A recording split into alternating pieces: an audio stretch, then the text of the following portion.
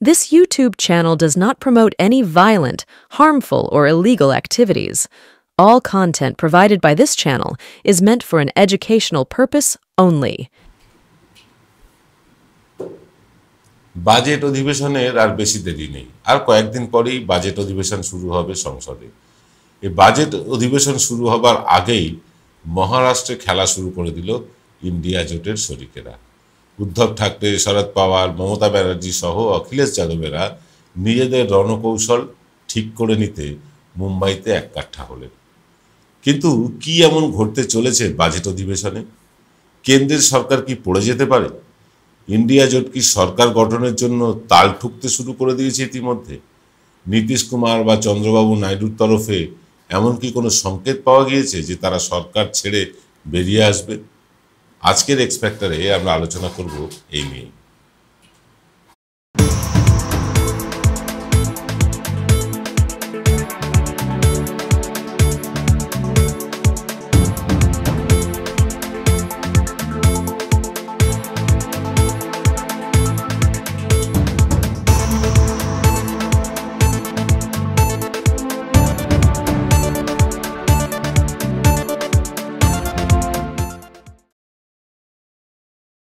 আমি আপনাদের প্রবীর বিশ্বাস। দেখতে শুরু করেছেন প্রত্যেক দিনের অভ্যেস মতো বিশ্বজোড়া বাঙালির আওয়াজ এনকে ডিজিটালের রবিবারের অনুষ্ঠান এক্স ফ্যাক্টর। সাধারণত রবিবারে আমরা গত 2 সপ্তাহ ধরে দেখাচ্ছি সাবাস বাঙালি।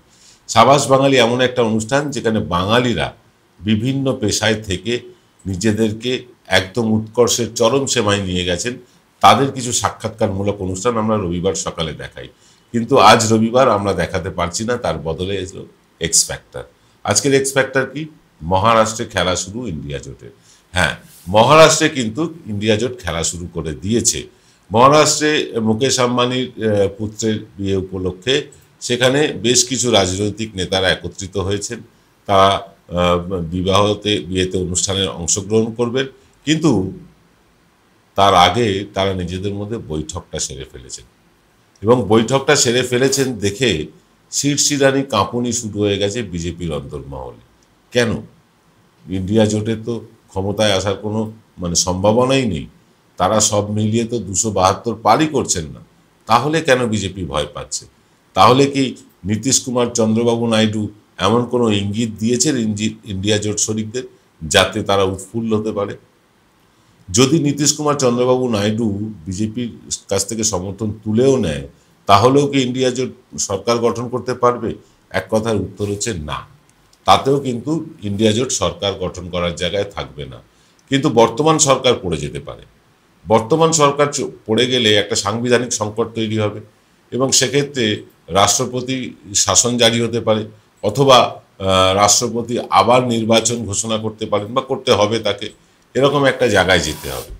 বিজেপি বা ইন্ডিয়া শরিকরা কেউই কিন্তু এই মুহূর্তে আবার নতুন করে ভোটে যেতে চাইছেন না, কারণ সদ্য ভোট গিয়েছে। এই মুহূর্তে সরকার পড়ে গেলে যার জন্য সরকার পড়বে, যে নীতিশই হোক বা নাইডুই হোক, তারাই কিন্তু ভিক্টিমাইজ হয়ে যাবে। তাদেরকে কিন্তু তাদের দিকেই অপরাধীর আঙুলটা তোলা হবে, এটা তারাও জানেন। তাহলে কারণ একটা আছে, যে কারণে এই বাজেট অধিবেশন বিজেপির কাছে সবচেয়ে ক্রুশিয়াল। গত 2014 তখন যারা ক্ষমতায় এসেছিল, তখন থেকে শুরু করে এই 2024 পর্যন্ত সবচেয়ে যদি খারাপ দিন কিছু এসে থাকে বিজেপির, সেটা হচ্ছে এই বাজেট অধিবেশন। কেন এ কথা বলছি? কারণ একটাই, কারণ বাজেট অধিবেশন ঘিরে শরিকদের প্রত্যাশা কিন্তু তুঙ্গে। ইতিমধ্যেই নাইডু এবং নীতিশ কুমার তারা কিন্তু আকাশচুম্বী চাহিদা ইতিমধ্যেই কেন্দ্রীয় সরকারের কাছে রেখে দিয়েছেন। কেন্দ্রীয় সরকারে বিজেপি হচ্ছেন প্রধান দাদা। সেই দাদা তাদের পছন্দ মতন মন্ত্রক দেয়নি, স্পিকারের পদ দেয়নি, তারা মেনে নিয়েছেন। তারা অপেক্ষায় ছিলেন এই বাজেট অধিবেশনে। বাজেট অধিবেশনে যদি নাইডুর রাজ্য এবং নীতিশ কুমারের রাজ্য খালি হাতে ফেরে, তাহলে নিঃসন্দেহে বলা যায় বিজেপি সরকারের গদি কিন্তু টলমল হতে শুরু করবে। আমরা এই নিয়ে আলোচনায় ফিরব, তবে 40 সেকেন্ডের ছোট্ট একটা বিরতির পর। আকাশগঙ্গা ক্যাটারার আপনার বাড়ি যে কোনো অনুষ্ঠান, বিবাহ, অন্নপ্রাশন, অফিস পার্টি, বিবাহ বার্ষিকীর অতিথি আপ্যায়নের বিশ্বস্ত প্রতিষ্ঠান আকাশগঙ্গা ক্যাটারার। আমাদের ফোন নাম্বার হলো 8240033987। জয়গুরু রত্নভান্ডার জ্যোতিষ সীমা। এখানে গোল্ড মেডেলিস্ট জ্যোতিষী বসেন। হাই কোয়ালিটির আসল গ্রহরত্ন সবচেয়ে কম দামে এখানে পাওয়া যায়। স্থান বেলঘড়িয়া রানী পার্ক বটতলা 2 নম্বর রেলগেটের নিকটে। 9681345722 এবং 9007778922। ফিল্ম বিরতির পর আপনারা দেখছেন রবিবারের অনুষ্ঠান এক্স ফ্যাক্টর।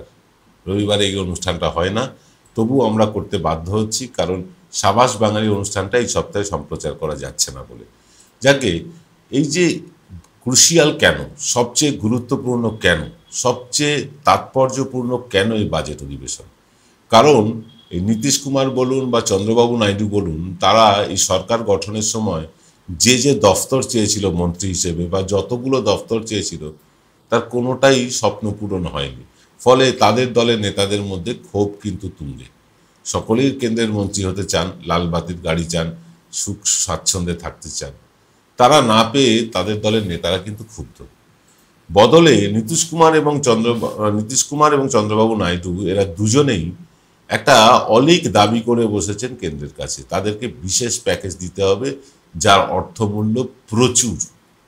এই অর্থমূল্য বাজেটে স্যাংশন করার সম্ভাবনা বিজেপির পক্ষে প্রায় নেই বললেই চলে।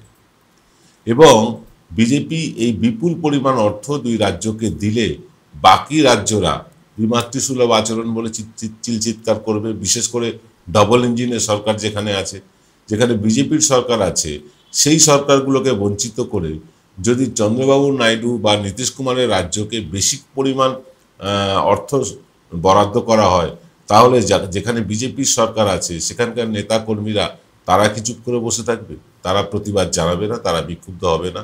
বিরোধীদের কথা ছেড়েই দিলাম, কারণ বিরোধীদের যে রাজ্যগুলো, তাতে বিজেপি সরকার মানে অর্থ দিতেই চায় না, বরাদ্দই করতে চায় না।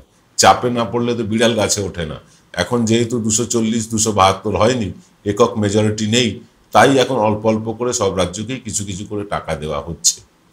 জিনিসপত্রের দামের মধ্যে অগ্নিমূল্য দামের বাজারেও রাজ্য সরকারগুলো চেষ্টা শুরু করেছে কেন্দ্রীয় সরকারও। তারা গ্যাস, ডিজেল, পেট্রোলের দামে কিন্তু বেশি কিছু পরিবর্তন আনছে না। আমরা আশা করেছিলাম যে যদি বিজেপি একক ক্ষমতায় আসে, তাহলে গ্যাস, ডিজেল, পেট্রোল এগুলো আকাশ ছোঁয়া দাম হবে। সেটা আর হচ্ছে না। এটা একটা ভালো লক্ষণ। কিন্তু এই শরিকদের চাহিদা মেটাতে গিয়ে নাভিশ্বাস পড়েছে গুজরাটি ব্রাদার্সের। গুজরাটি ব্রাদার্স এখন সাম রাখি না কুল রাখি অবস্থা। তারা নিজেদের দলের এমপিদের সন্তুষ্ট করবে না শরিক দলের এমপিদের সন্তুষ্ট করবে? আর এটাই তো হওয়ার ছিল। এই যে নড়বড়ে সরকার বা এই যে হাং পার্লামেন্ট হলে এভাবেই তো সরকার চালাতে হয়, অন্যের ভরসায়, অন্যের মুখের দিকে তাকিয়ে।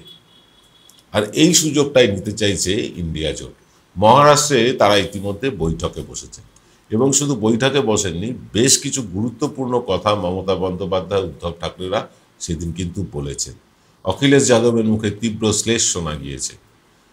আমরা এটা বুঝতে পারছি যে বিরোধীরাও কিন্তু এই বাজেট অধিবেশনে যদি তাদের রাজ্যের বরাদ্দ ঠিকঠাক না হয়, অর্থাৎ ধরা যাক রেল 40টা নতুন ট্রেনের ঘোষণা করলো, 40টার মধ্যে 20টা ঘোষণা করলো নীতিশ কুমারের জন্য আর চন্দ্রবাবু নাইডুর জন্য, আর বাকি 20টা যদি অন্যান্য রাজ্যের জন্য হয়, তাহলে কি বিরোধীরা চুপ করে বসে থাকবে?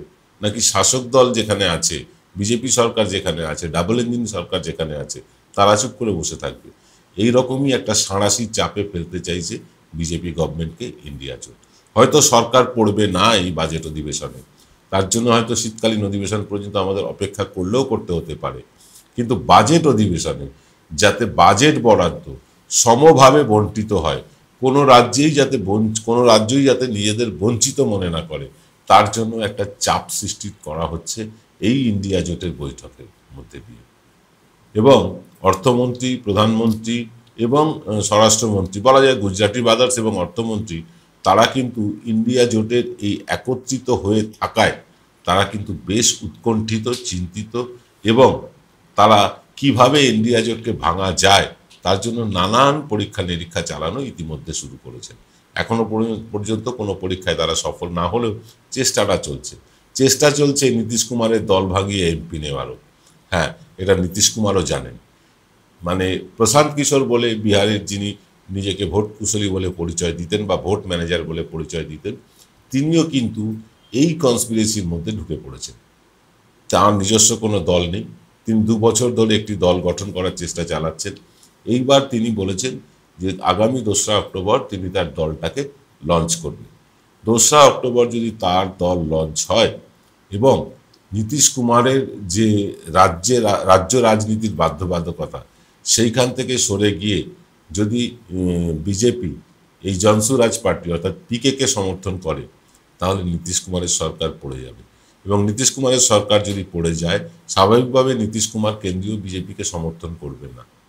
তাই তার আগেই যতদূর সম্ভব নীতিশ কুমারের দলের এমপিদের নিজেদের দলে ভেড়াতে সচেষ্ট হয়েছে বিজেপি। এটা নীতিশ কুমারও জানেন।